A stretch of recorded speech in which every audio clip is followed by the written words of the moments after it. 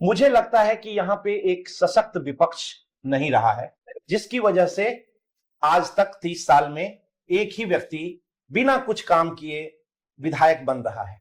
लेकिन जब मैं आऊंगा तो निश्चित तौर पे बदलाव होगा। आपकी आवाज को सुनने आ रही है प्रभात खबर इलेक्शन एक्सप्रेस। देखते रहिए प्रभात खबर इलेक्शन एक्सप्रेस। नमस्कार, मैं हूं राधेश्याम कुशवाहा। आज प्रभात खबर की टीम पहुंची है मधेपुरा जिले के आलमनगर विधानसभा में। तो हमारे साथ विनोद आशीष जी हैं, जो कि जर्नलिस्ट हैं और अब राजनीति में उतरने की मन बना चुके हैं। तो प्रभात खबर में स्वागत है सर। जी धन्यवाद। आप खबर लिखते लिखते ये राजनीति में जाने का कैसे विचार आ गया कि हम राजनीति आलमनगर विधानसभा से हम चुनाव लड़े? देखिए, आपने पहले ही कहा कि पत्रकार हैं और राजनीति में आ रहे हैं, तो पत्रकारिता और राजनीति तो एक दूसरे के बिना टकराता है, चल ही नहीं सकती। राजनीति को जितना अच्छे तरीके से पत्रकार समझ सकता है, शायद दूसरे को बहुत जन्म लेने पड़ेंगे सीखने के लिए। खैर, मैं कैसे आया उसके बारे में मैं थोड़ा सा ये बताऊं कि अगर एक पढ़ा लिखा कोई भी व्यक्ति आता है, चाहे पत्रकारिता से आए या वकालत से आए या किसी भी प्रोफेशन से आता है, तो वो एक बात तो सोच के आता है कि उसको उस मुकाम से ऊपर का काम करना है। वो अपने उपलब्धि से नीचे का काम तो कभी करेगा नहीं, अपने जो मान प्रतिष्ठा उसको जीवन में मिला हुआ है उससे कम करेगा नहीं। तो जाहिर सी बात है कि अगर हमने 28 साल पत्रकारिता की और वो भी दिल्ली ऐसे शहर में, तो मुझे जमीनी हकीकत के बारे में भी इसलिए पता है कि मैं गांव से बिलोंग करता हूं। और सामाजिक रुचि पारिवारिक भी होता है, कुछ स्वभावतः भी होता है, और कुछ लोग उद्देश्य के साथ भी करता है, जो मैं पिछले 25 सालों से अपने क्षेत्र के लिए, अपने गांव के लिए, अपने जिले के लिए और इस अपने जिले से भी अन्य जिलों के लिए भी मुझे जो बन पड़ता है मैं अपने स्तर से करते रहता हूं। जहां तक राजनीति का है, तो राजनीति में आप ये समझें कि समाज सेवा की अगली कड़ी राजनीति को माना जाता है, और राजनीतिज्ञ भी अपने को समाज सेवा से राजनीति में आने का एक कारण बताते हैं। तो आप ऐसे भी समझ सकते हैं कि एक समाज सेवक एक राजनीतिज्ञ होता है, वो असली राजनीतिज्ञ होता है। और जब कोई राजनीतिज्ञ कहता है कि मैं समाज सेवी हूं, तो वहां पे थोड़ा सा सवाल तो उठता ही है। तो ये स्वभाव, विचार, परवरिश और अपनी पृष्ठभूमि के हिसाब से, अपने विचारों के हिसाब से आप मान सकते हैं कि मैं भी राजनीति में आया हूं, लेकिन समाज सेवी होके तब राजनीति में। कहीं ना कहीं पत्रकारों की जिंदगी भी समाज सेवा ही है, क्योंकि वो जब अपनी कलम की ताकत से, और चाहे वो सत्ताधारी हो चाहे विपक्ष हो, जब लिखते हैं तो कितना भी बड़ी से बड़ी काम हो वो करवा ही लेते हैं जनता के लिए और जनता के पक्ष में। तो आप जब राजनीति से जुड़े हैं और चुनाव लड़ने का मन बना लिए हैं, तो क्या लगता है कि पत्रकारिता और नेता दोनों में क्या डिफरेंट है सर, कि जनता की सेवा करने के लिए ज्यादा अवसर मिलेगा? देखिए, मैंने पहले ही कहा कि वो हर व्यक्ति के अपनी अपनी सोच पर निर्भर करता है कि वो, अगर मैं मान के चले कि मैं 10% पे हूं और राजनीति 100% है, तो 10% वाला राजनीति में इसलिए आता है कि उसके 100% तक पहुंचना हो, चाहे वो सामाजिक प्रतिष्ठा की बात हो, चाहे वो अपने आत्मिक शक्ति, सामाजिक शक्ति, आर्थिक शक्ति को बढ़ाने की बात हो, और या नहीं तो अपने यश को बढ़ाने के लिए या अपनी क्रिएटिविटी को और आगे बढ़ाने के लिए आता है। जहां तक मेरा सवाल है, मैं, एक चीज तो जाहिर है कि पद, पब्लिसिटी या मान सम्मान हासिल करने के लिए मैं इसमें नहीं आया हूं। मैं एक कर्तव्य नागरिक का, एक जन्मभूमि है मेरा, भटगामा गांव है, मेरा निवास है, मेरी जन्मभूमि है। मैं अपने जन्मभूमि के लिए कुछ बेहतर करने की कोशिश में, आप मान सकते हैं कि इसको राजनीति में आना हुआ, या हमारे स्वभाव के हिसाब से सामाजिक और राजनीतिक तो कोई बहुत ज्यादा फेर है नहीं, इसलिए मैं आया हूं। रही बात फर्क का, तो अगर प्रोफेशनल लोग आते हैं, जिसमें कि पत्रकार को भी प्रोफेशनल माना जाता है जी, तो वो बेहतर करने का प्रयास करते हैं, क्योंकि उनको अपने मान सम्मान की चिंता होती है। वो उस चीज को समझ चुका होता है, उस चीज को फील कर रहा होता है कि हमें ये चीज कैसे और कहां करना है।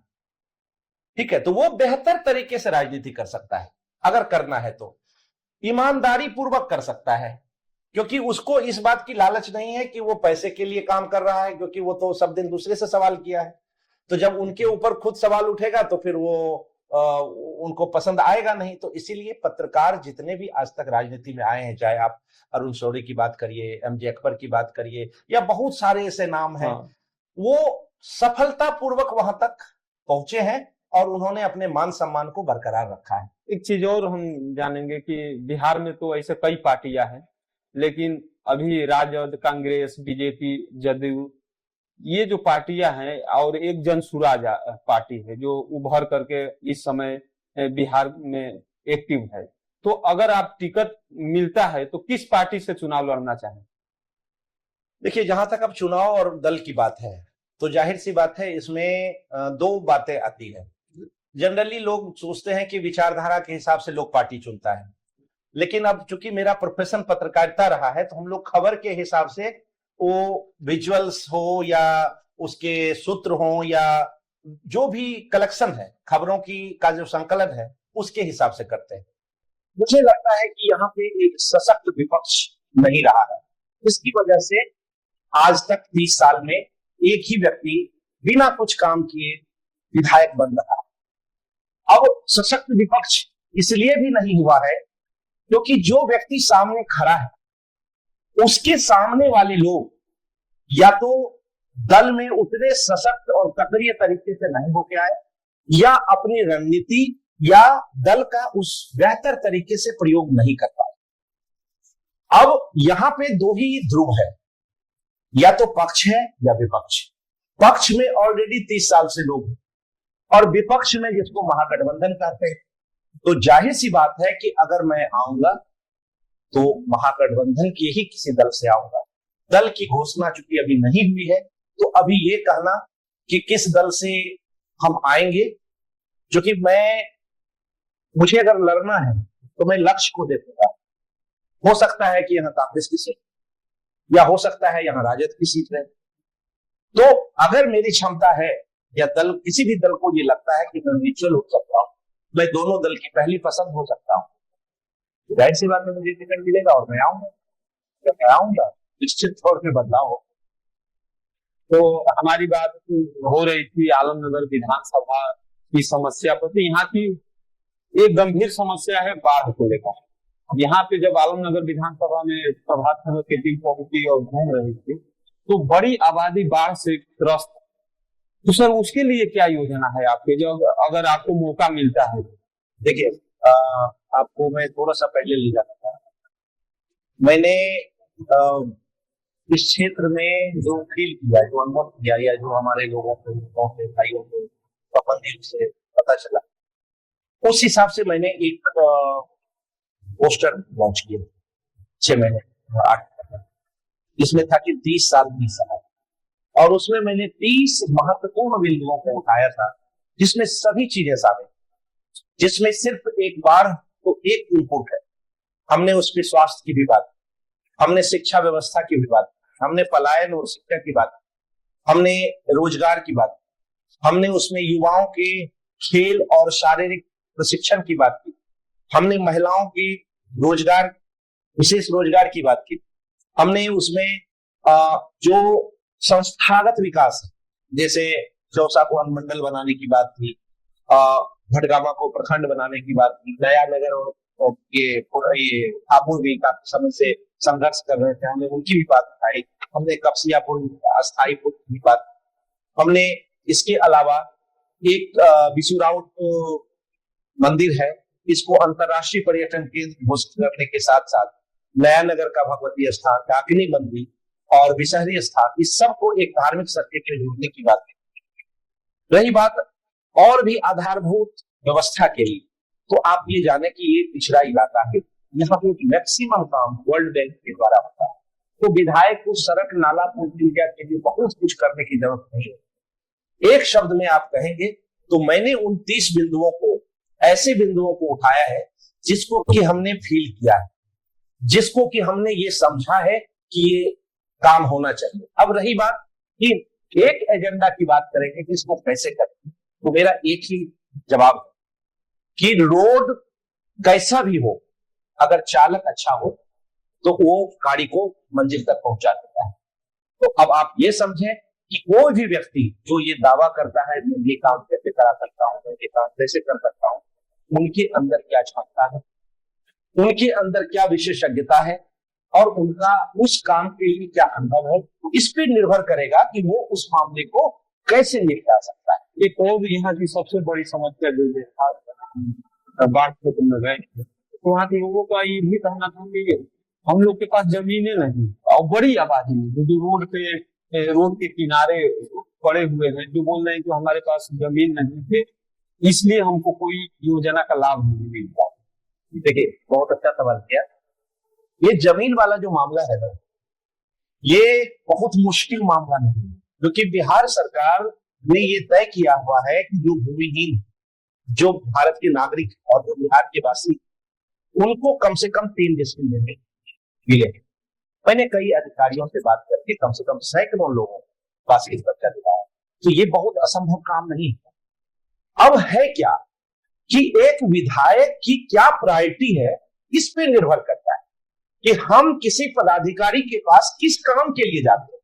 हम किसी के मर्डर केस की पैरवी के लिए जाते हैं, किसी थाने के पैरवी के लिए जाते हैं, किसी का काम कराने जाते हैं, या हजारों लोगों के निवास की व्यवस्था करने के लिए जाते हैं। अधिकारी आपको सपोर्ट करने के लिए बना हुआ, और हमको तो लगता है कि बहुत सारे विधायक को ये भी पता नहीं एक विधायक चीफ सेक्रेटरी से ऊपर का पालन करता है।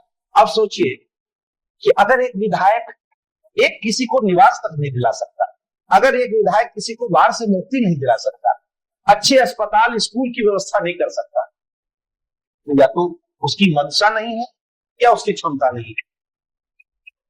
तो ये हमारे साथ अभी मौजूद हैं विनोद आसिफ जी, जिन्होंने दिल्ली जैसे शहरों में पत्रकारिता की बहुत खबरें लिखे हैं और समस्याओं को उठाया है, और आज आलमनगर विधानसभा में अपनी पत्रकारिता से लेकर के और जनता की सेवा तक में लगे हुए हैं और काम कर रहे हैं।